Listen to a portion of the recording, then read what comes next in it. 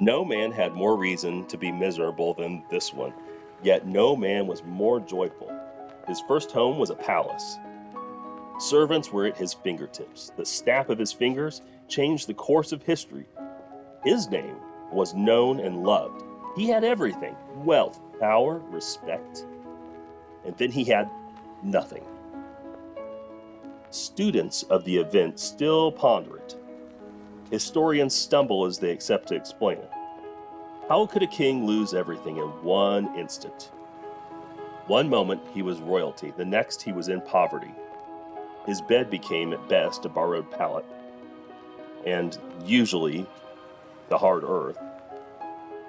He never owned even the most basic mode of transportation and was dependent upon handouts for his income. He was sometimes so hungry he would eat raw grain. He knew what it was like to be rained on, to be cold. He knew what it was like to have no home. In his kingdom, he had been revered. Now he was ridiculed. His neighbors tried to lynch him.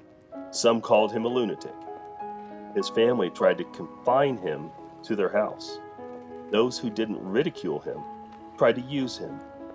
They wanted favors. They wanted tricks. He was a novelty. They wanted to be seen with him, that is, until being seen with him was out of fashion. Then they wanted to kill him. He was accused of a crime he had never committed. Witnesses were hired to lie. The jury was rigged. No lawyer was assigned as a defense. A judge swayed by politics handed down the death penalty, and they killed him. He left as he came, penniless.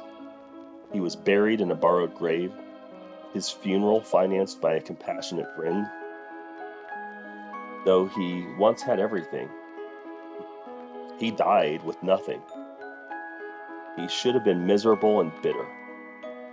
He had every right to be a pot of boiling anger, but he wasn't.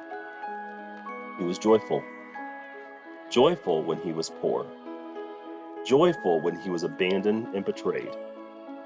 Even joyful when he was hung on a tool of torture. His hands pierced with 6-inch Roman spikes. What type of joy is this? I call it sacred delight. It is sacred because it is not of the earth. What is sacred is God's.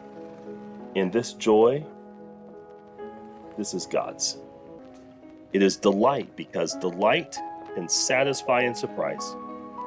Delight is Bethlehem shepherds dancing a jig outside of a cave. Delight is Mary watching God sleep in a feed trough. Delight is white-haired Simeon praising God who is about to be circumcised. What is sacred delight? It is God doing what gods would be doing only in your wildest dreams. Wearing diapers, riding donkeys, washing feet, dozing in storms. It's what you'd always dreamed but never expected. It's the too good to be true coming true.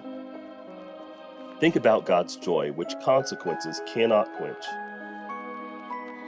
There is a delicious gladness that comes from God that cannot be stolen, a sacred delight. And it is within reach in the person of Jesus.